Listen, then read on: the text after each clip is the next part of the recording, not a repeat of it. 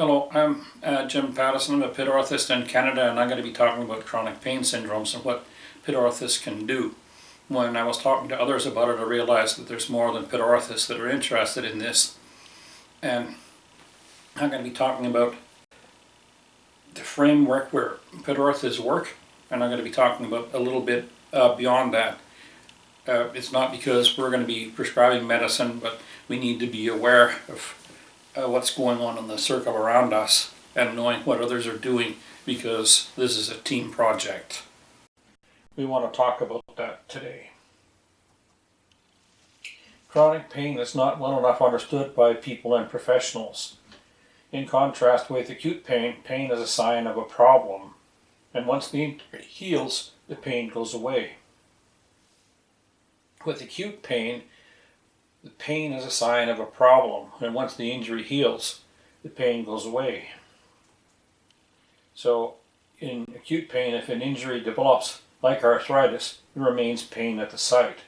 The presence of arthritis gives a source of pain signals that are going to the brain, and the pain is worse when the area is aggravated, and the pain can go away at times. So we see the pain pathway here. So there's different kinds of pain. They come in, and the signals come in, and they cross to the other side of the spinal cord, and they go up to the brain. We'll look at a little more detail as to what's happening, because they go through into the brain in different layers.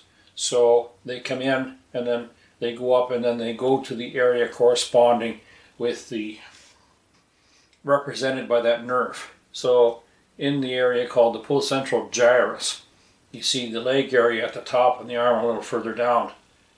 So the representation of the body is upside down in the brain, and it is mapped out like this to, in Latin it's homunculus, it's a little man. So the body is more or less proportionate, but the hands, the lips, and the ears are much more represented in the area that the homunculus serves. There is peripheral sensitization that's caused by trauma and surgery, and it is reversible. What's happening in nerves, they sprout branches into this area. Because the nerves are branched out, there's a lot more sensation in this area, so it's sensitized. But the thing is that it's self-limiting. So an injury activates the top-down inhibitory processes that result in decreased numbers of signals going up. So there's something that's in the brain or in the spinal cord that's inhibiting the pain signals from climbing up. And that's what we're talking about here. Now, with pain, chronic pain, the pain is actually the pathology. Any new injury can sustain or aggravate the pain. It can come on weeks or years after the injury, and when there's no peripheral input, the pain does not resolve quickly, but it sustains the chronic nature of the condition. Chronic pain syndromes affect 26 per 100,000 of the population, with 3.5 females for every male that's so affected. In general, the pain is greater than it should be, and it may follow an injury, but there's no correlation between the severity of the injury and the symptoms. And the pain is disproportionate to the injury in any course of trauma that is known. There's spinal cord changes, and we're talking about those, but for more information about that, Dr. Norman Deutsch has written a book called The Brain That Changes Itself. He's a doctor from Canada, and he talks about neuroplasticity and how different parts of the brain take over for another part that's damaged due to an injury or a stroke. And neuroplasticity is a very important thing, and there are many advantages to it, but in this case, this is something that is a bit of a problem.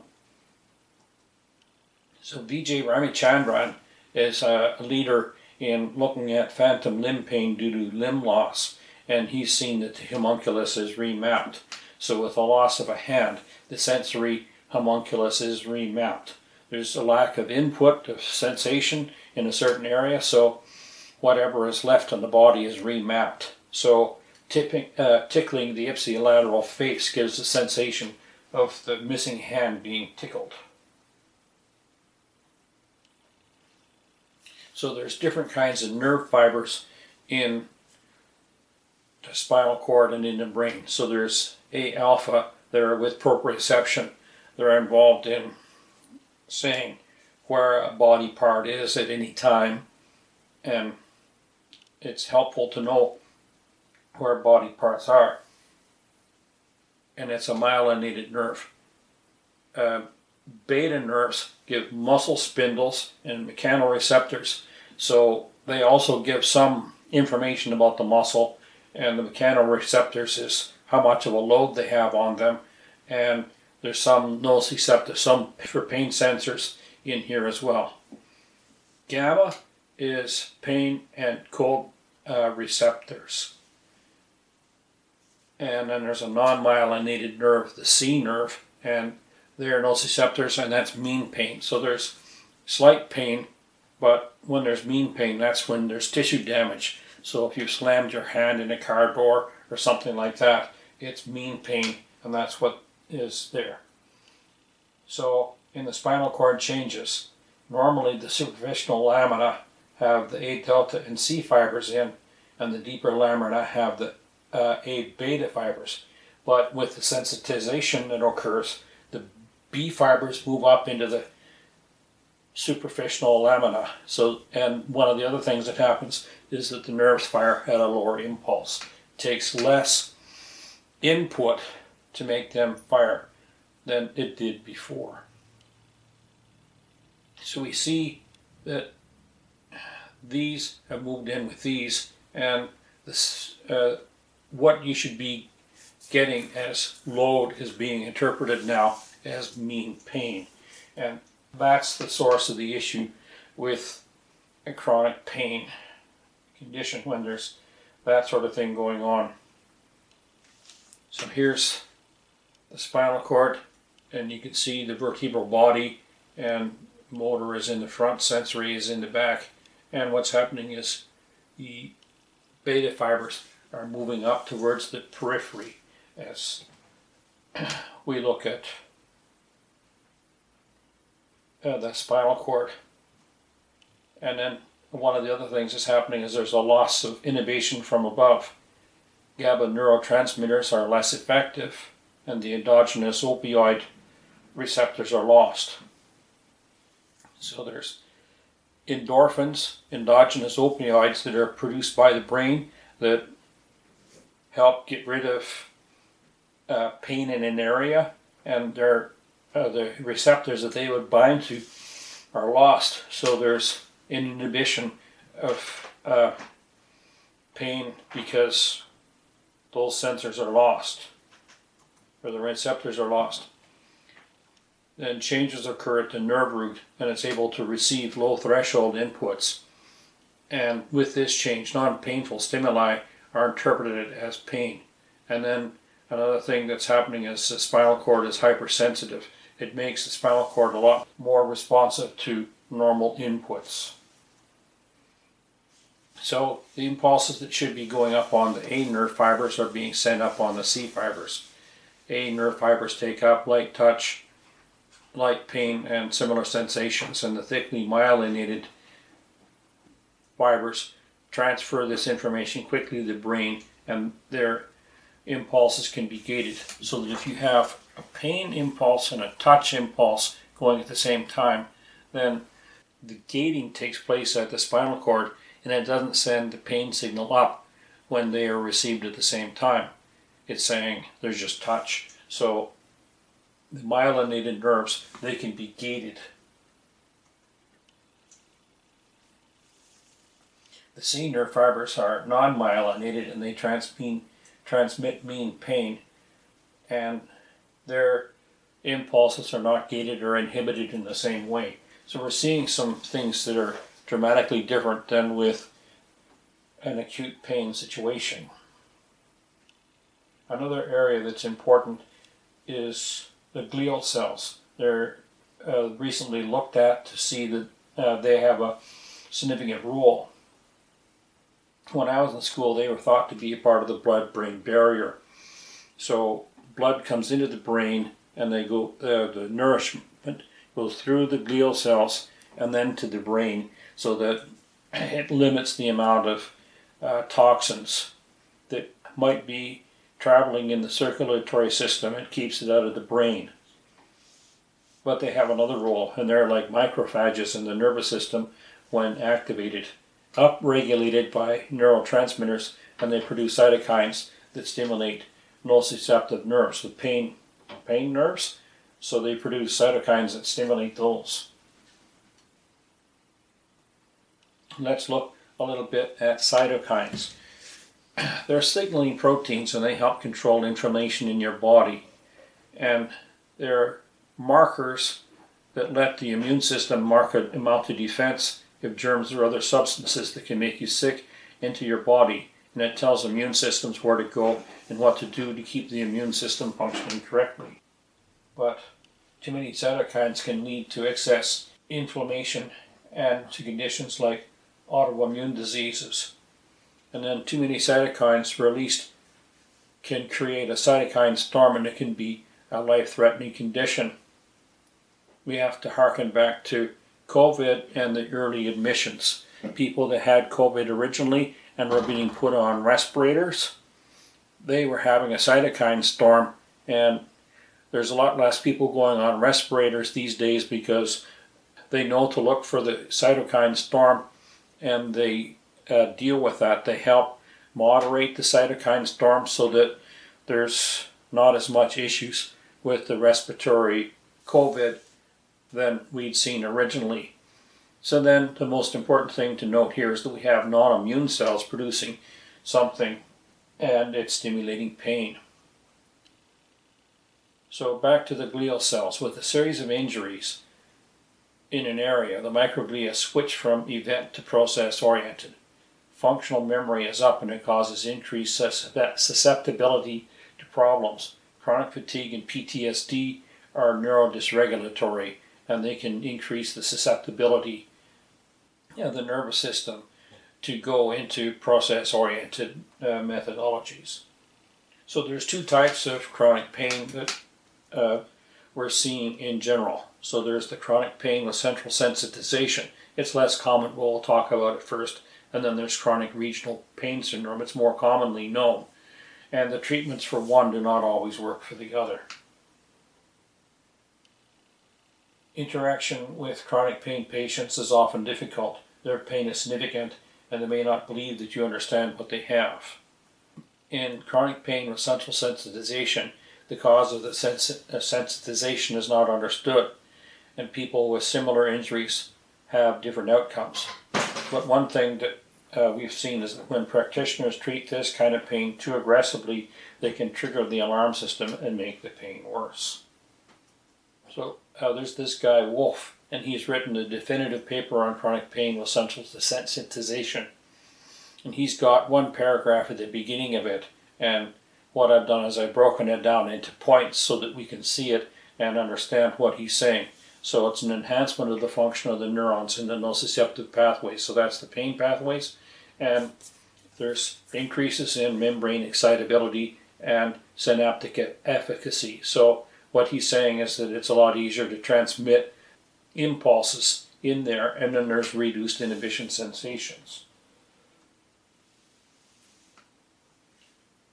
It's in response to activity, inflammation, and neural injury, and the effect of it is to recruit previously subthreshold synaptic inputs to nociceptive neurons.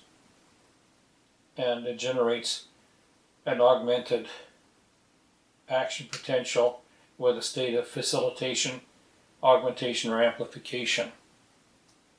It's responsible for many of the threshold changes in pain sensibility, and it results from changes in the properties of the neurons in the central nervous system, and pain is no longer coupled to the presence, intensity, or duration of noxious peripheral stimuli. And it rather produces hypersensitivity, changing the sensory response elicited by normal inputs, including those that evoke innocuous sensations. So that is pretty much what was the introductory paragraph that Wolk had given. So we see a number of different things. So there's hyperalgesia. It's making a patient more sensitive to pain and gets it with less provocation. So it's as it were if the volume was turned up on the pain. And that's what's happening with this. The other thing is allodynia. They're sensitive to things that should not hurt. So pain is felt with light touch. So Sens-Weinstein monofilament or a paperclip on the regular part of the foot can be described as light touch or tickly, but it feels like it's a stabbing pain or poking, severe poking in the sensitized area. And a third thing that goes on is wind up. It's a persistent high reactivity of the nervous system, and what's happening is with this, the nervous system is sending impulses up to the brain well after the peripheral input is gone, but the wind up is what's causing the nerve impulses to go up to the brain about pain. So the key components of treatment are desensitization, sensory differentiation, and education. And we'll talk more about that in a moment. So desensitization are exercises and techniques in physiotherapy, as it were, to turn the volume control down. It doesn't work to ignore the pain, but the nervous system is kept busy with another process so that the pain is not as noticed. When I'm thinking of this kind of thing and trying to explain this to people, one thing that I have used is to describe the Hitchhiker's Guide to the Galaxy. Arthur Dent, an Earth creature, has left Earth and is in a spaceship, and he's homesick, and he's asking the computer to get him a good cup of Earl Grey tea. Now, what's happening is the computer is working on that, and it's using about 98% of its cycles trying to figure out that.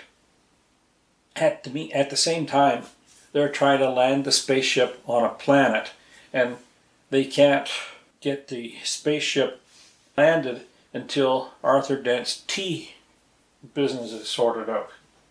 So they had to break in and stop Arthur Dent's tea calculations so they could land the spaceship. It's the same sort of thing that's happening here. You won't ignore the pain, but if you keep the brain busy doing something else, it's not noticing the pain. And then sensory differentiation are a set of exercises given to help the nervous system recognize what should and should not be considered as painful. So if a person is walking on a hardwood floor or linoleum or carpet and it's cold, it should not hurt. It should not hurt when it's wet, but you're walking on it to help the body recognize what should and should not be painful. And that's to help figure out what should be painful and what's not, and to try and make exercises so that it can do it. Education is a key to helping people. It helps them to know what's going on and that the pain that they have is real. And it can also help bring adaptive pain coping. So because they know it's real and they know a little bit what's happening, then they can plan their lives a little better so that they can avoid the difficulties. So knowledge in chronic pain disorders has grown over the last number of years. And one thing that we have to say here is that trophic changes are not seen with central sensitization, and that's a key factor from distinguishing between the two different chronic pain syndromes. I'll describe that more when we talk next about chronic regional pain syndrome. So chronic regional pain syndrome is a distressing and disabling pain syndrome, and the pain is described as burning your pins and needles, and it may develop after a limb fracture or injury and lesions in the peripheral or central nervous system. This is 90% of the chronic pain cases that we see, and there's a clear fracture or trauma or injury or limb immobilization are also causes. Tight tendons or ligaments can also cause it, and they cause CRPS in people who do not have external injuries. It can affect anyone at any age, but it's uncommon in children under 10. The peak is around age 40, and that's rare in the elderly. This term was developed in 1993 and it amalgamated a couple of other conditions. So it incorporated causalgia, RSD, and Sudeik's atrophy or Sudeik's dystrophy. We'll talk more about these in a moment, and you can see the difference between them. So, reflex sympathetic dystrophy or Sudeik's atrophy. The injury did not directly damage nerves, but it's injuries to soft tissue or bones that have taken place, and 90% of the patients with CRPS have this type. The other type is causalgia, and it's following a nerve injury. Other than the mechanism of injury, syndromes are the same unless they were amalgamated. There's been a move to separate them recently, but for the purposes of this, we're talking about them being together. So causalgia was described in Civil War vets with a constant burning pain with other body part changes, and it's derived from the Greek meaning burning pain. Dr. Sudeik noticed some people with a chronic pain condition can demonstrate inflammatory bone atrophy. CRPS has a triad of symptoms. These are autonomic symptoms, changes in skin temperature, color, and the presence of sweating abnormalities. These are the trophic changes that you see with CRPS that you do not see with central sensitization. Then there are sensory symptoms like pain and hyperalgesia, but there's also motor symptoms with paresis, weakness, tremor, and dystonia, poor muscle tone. These are also seen with CRPS. Local edema is seen in about 80% of the cases, and there's pain in deep structures that's common, not just the superficial ones. Pain persists and it can have shooting attacks as well. So there's changes in color. The skin becomes a pinkish purple color because of changes in the microcirculation and the swelling. So there's changes in the microcirculation, and it allows a lot more leakage of blood into the area around this, where this injury has occurred. And that changes the color, it swells, and it changes the temperature. And the deeper tissues like muscles get less blood and they're starved, and that causes joint and muscle pain as well as tissue damage. Surface vessels can also constrict, causing white skin and pain due to decreased blood flow. So there's some things that can happen there again with the sympathetic nervous system as they are putting blood flow into this area. The changes occur. And CRPS affects the immune system. High levels of cytokines are found in the tissues of people with CRPS. So we're having immune things that are going on here as well. And the immune response helps contribute to the redness, swelling, and warmth described by many people. And it's a lot more common in people with inflammatory and autoimmune conditions. These trophic changes must be present for diagnosis, and they're found in the hair, nail, and skin. So there's increased growth of hair early in the progression and loss of hair later. The skin temperature is usually hot early and it's cold later, and then the skin may be normal in the progression, and then the skin will thin out as it progresses. There may be muscle spasms and muscle atrophy as well, and joint stiffness. The prognosis is better for younger patients and older ones with good circulation and nutrition. If there's issues with circulation and nutrition, older people don't recover as well. And then there's things that impede proper nerve regeneration: smoking, diabetes, and premas, chemotherapy. So removing the barriers to healing increases the chances and speed of recovery. Treatment is multidisciplinary. It involves education, physiotherapy, and different classes of drugs for pain relief and prevention of osteopenia or osteoporosis. And with CRPS, we see neural stimulation of various kinds being used. They use NSAIDs, they use corticosteroids in the early phase, and some opiates may be prescribed for acute pain.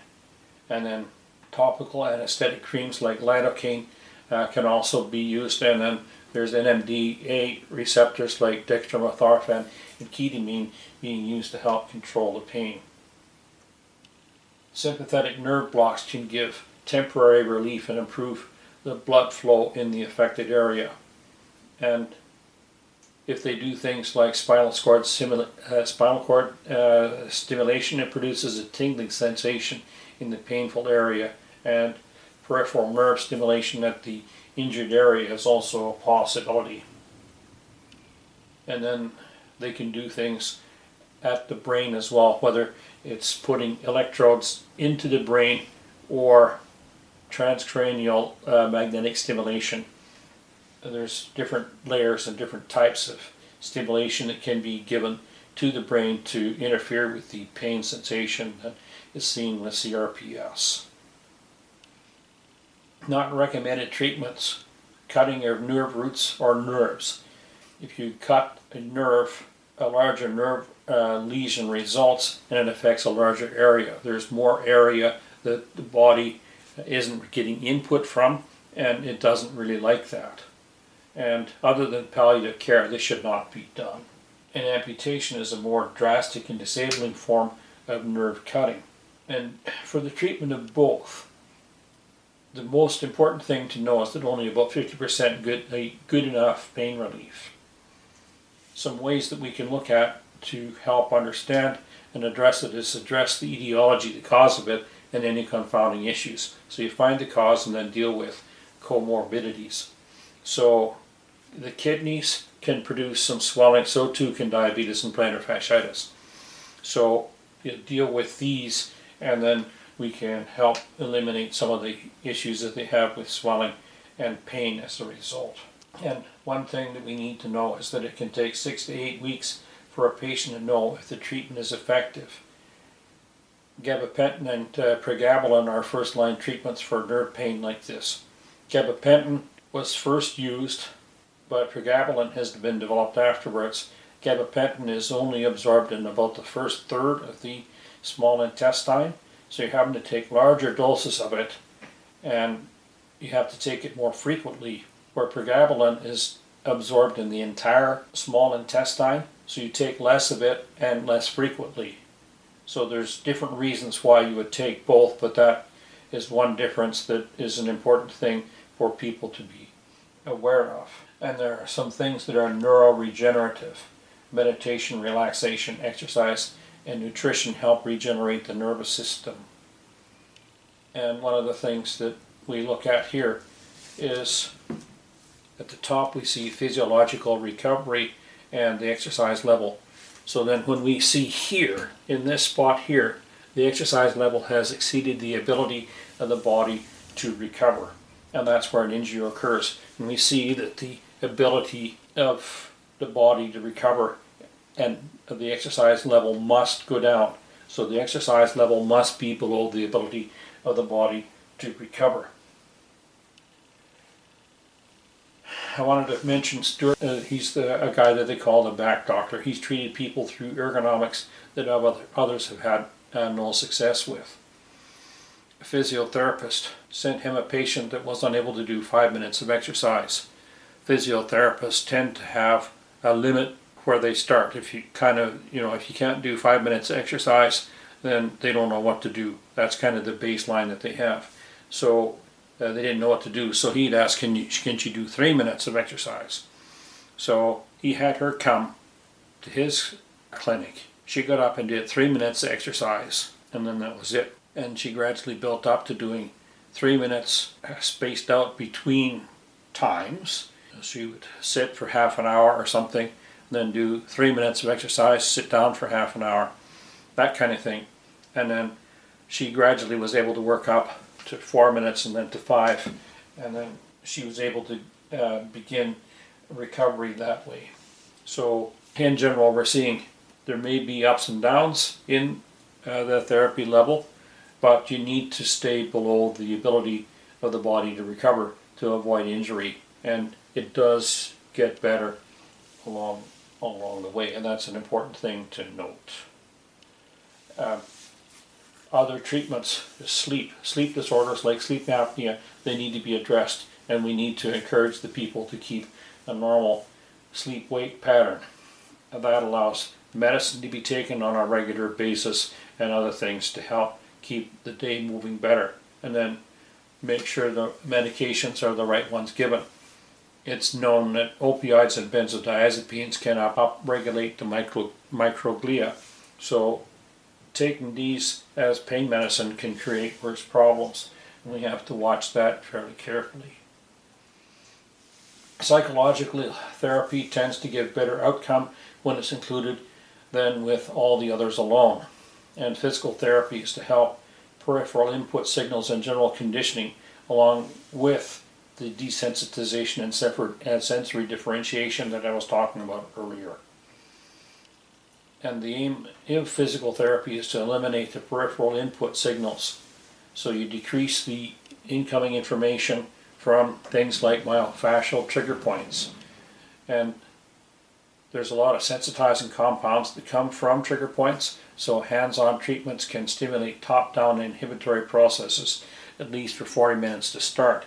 So if you're working on trigger points in an area that's sore, and then you're taking a lot of water afterwards, because when you're pressing on a trigger point, it's releasing lactic acid, and that can make you nauseous. So if you're doing this kind of thing, you want to have some water afterwards to wash out the lactic acid, and it can be dealt with in the rest of the body.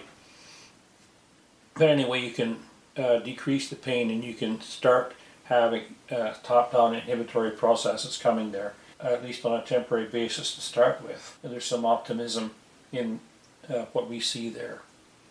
And then deactivate the pain matrix. So you wanted to do things with neuroscience education, and one of the things we're talking about in the body is with the mirror boxes. So if a person has a defective left foot, they hide the left foot and they put a mirror out, and you show the right foot.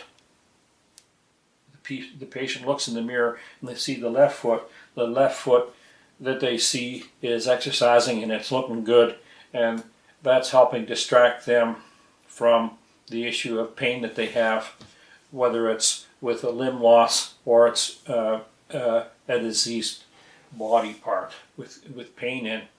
If you're seeing a normal one that's looking good, and you're moving the good one, and the other one is moving and it's doing well, then that's a good sign, and it helps distract the brain from the pain that it's having, whether it's phantom limb pain or a chronic pain syndrome like we're talking about.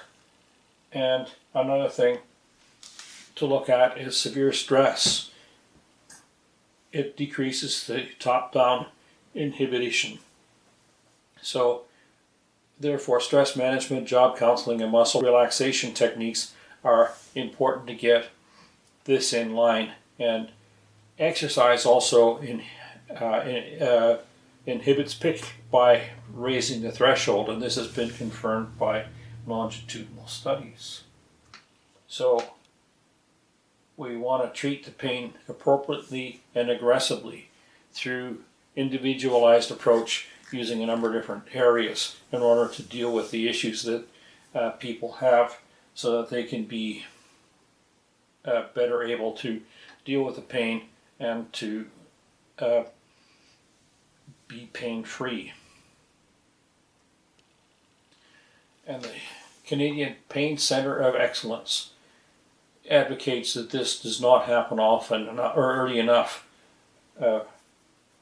With COVID on, there was a 5-year wait to get into a pain clinic and have pain conditions looked at and treated, and some people found that was just way too long, and the CPCOE is in that group. Wanted to talk more about the CPCOE. It's the Canadian Pain Centre of Excellence, and they have a military focus, and the incidence of chronic pain is twice as high in the military. They're wanting to go out there and do whatever it is that's needed to be done, and sometimes they do things that's beyond their ability to cope, and then they wind up with a chronic pain syndrome. One of the difficulties they have is that when they re-enter society, people need to be aware of the military mindset that they have, and they're trying to readapt into outside society. So the CPCOE also tries to help with that as well. They have a website with research that's available in English and French, and they have webinars on different topics on a regular basis. And they do a podcast weekly, but it's not quite as much recently as weekly, but it relates to the rest of us as well. And the podcast has many useful things that they talk about in there, and one of them is the strategies for people that haven't been to a pain clinic. There's virtual care options so that pain doctors and other professionals can help people learn about the pain and begin treatment before they're actually able to see a physical doctor. And they have also seen that the abundance of childhood injuries are a predictor of chronic pain as an adult.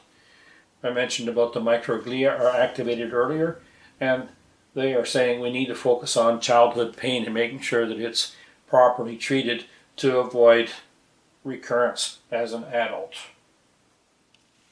And one of the other things is that rehabilitation is slower than anticipated to help recovery. One of the things that's happening is standard exercise regime that is given would increase wind-up, and wind-up, as we've said, increases pain. So when you're doing exercise, you're needing to have rests in the exercise program so that wind-up will not be causing more pain. So the recovery is a little slower, and you're needing to go at it not nearly as aggressively as you normally would, because you're exercising and there's a break, and then you're exercising some more. One of the things that they've been working with and talking about more recently is knowledge mobilization. It takes about 17 years for research to make it to the average clinician. And they say that we need to speed that up because people are in pain and they need to know how to get better. I don't disagree with them. We need to work at that somehow if we possibly can. And they're saying that just the level of pain may not be the best gauge of the condition. We need to look at the function, sleep, and mood and stress. So if a patient is able to walk 700 steps in a day, and that's kind of their limit before pain starts getting worse. But if we see them gradually increasing the number of steps that they can make, but they're having the pain level still the same, but they're able to do more, then that's a better gauge of what their condition is like. That's a useful thing to know how good you're doing by looking at more than just pain. You're looking at these other things as well. And we'll look at etiologies. Here's a more detailed list. And trauma can be physical or psychological, and infectious, Lyme disease, chronic Epstein-Barr virus, or parasites. These things can cause chronic pain to be aggravated. And then various toxins, heavy metals, medication as I mentioned above, and then metabolic, it's things like thyroid condition. Vitamin D, magnesium, and celiac disease. Magnesium, too little of it causes pain in the body, too much of it causes a different kind of pain. And celiac disease is a malabsorption syndrome where a lot of the nourishment is not absorbed in the intestine, and those things, they need to be treated so that the pain can be dealt with better. So in conclusion, it's hard to predict how a person will react and who is going to react adversely. There are so many factors that make it hard to really pin down what is going to exacerbate the condition. So how can we help? The patients believe that they're crazy unless they've been told otherwise, and the misconception is helped along by medical professionals and others. Could be friends, could be bosses. These people don't understand the condition and tell the sufferer that they're faking it, or their pain is psychosomatic or is in their head. They need to know differently. You want to validate the client's experience. They know better what's going on in their body. Assure that you assure the client that you understand their needs and help them to know what is the bigger picture, and to encourage them to avoid the one-hit wonder programs. I'm going to explain that just now. So I wanted to talk about the one-hit wonders. So we've seen that there's a broad scope of things that work together to help make this treatment work. There's delay sometimes in seeing professionals for this, and people are desperate, so they go to people that will give them one treatment, a one-hit wonder. This thing is going to make the difference for you. Is it hot laser? Is it cold laser? Is it red? Is it blue? Do they inject sugar into your skin? Do they inject plasma in? Whatever it is, the one-hit wonder, they may not always make things better. And the comment on Charcot foot, I wanted to mention that briefly as well.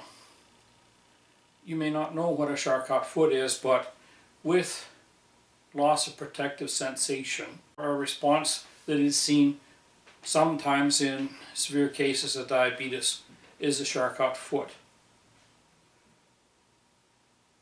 With the loss of sensation, the loss of protective sensation, people don't know that they're hurting themselves, and there's a number of bone breaks that can occur in the foot, someplace between 10 and 100 of them, depending upon the severity of it. These people have loss of protective sensation, they have loss of pain. So when they have an issue, it's a dramatically different thing than a chronic pain syndrome. But I've had a chronic pain doctor in Canada tell me that his private theory is that chronic pain with central sensitization is a subtype of Charcot foot. I was really upset and saddened to hear that, because the guy has had to take what he's learned in school and basically pitch it all out to come up with a theory like this. And what he would do in this instance would not be the best in line, the line of treatment for the condition that he's trying to treat. We have to be aware of these people out there, and to be able to know the information that we're being given, whether it's correct or not. Then symptomatic relief. Swelling in the foot can exacerbate plantar fasciitis and other conditions, so we want to do some things to try and eliminate the issues that they have. And pronation can increase the pressure on the lateral column in the foot, so removing pronation can also provide symptomatic relief. So that's part of removing the exacerbating stimuli. So we wanted to be a part of the team to help the patient. And because of the severity of the pain, these people are more apt to self-harm or to commit suicide, and it may be beyond our scope to treat that ourselves, but a call to the appropriate people is able to stop this from happening. So Pedorthists says a group of people bill themselves as somebody that can modify shoes or help fit problem feet. CRPS patients come in with painful swollen feet, and the skin can be very thin. So fitting a shoe on a swollen foot with thin skin and hypersensitivity is a challenge. Can we do that? And the other group is with central sensitization. They're equally a challenge. So light touch of the shoe is interpreted as exquisitely painful. So we need to do some things to try and help make it less painful. These people need shoes as well, and the challenge is to get or modify something that doesn't touch the sensitized area and it suits their needs. This is one that I had modified for a patient. It's an all-pro sandal. It's a German footbed sandal, and it's got cushioning on the insole, and it's wide enough for the client. But it has a smaller cuboid support than some brands, but it still was painful, so I'd removed the lateral wall and removed pressure from the tarsal metatarsal joint, and had gone some length to make the sole flat to take the pressure off of the tarsal metatarsal area. And then once things were done, then I put some top cover on, glued it on, and then sewed the upper to it to hold it in place. Dogs, heated them up to stretch the sole for width, and then the straps too. And then we added some non-slip soling on the bottom because slipping on wet floors had been an issue. So exercise is important. Earlier in the talk we mentioned the importance of exercise. Can we help these people to exercise better? We can get them footwear, and then we can talk to them a little bit about the amount and type of exercise so that they'll be helping them. We can be helping them improve in the exercise to raise the tolerance to pain and to help them be doing better. In final count, the pain is real. The need for help is real. We need to keep our eyes open for these people as they come in and help them get a referral for a diagnosis if they don't have one. So the most important thing is to be part of the team. How can we help the patient?